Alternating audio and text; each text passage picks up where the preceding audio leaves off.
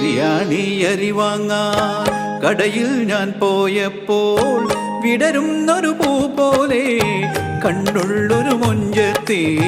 ബിരിയാണി അരി വാങ്ങാൻ കടയിൽ ഞാൻ പോയപ്പോൾ വിടരുന്നൊരു പൂ പോലെ കണ്ണുള്ളൊരു മൊഞ്ചത്തി.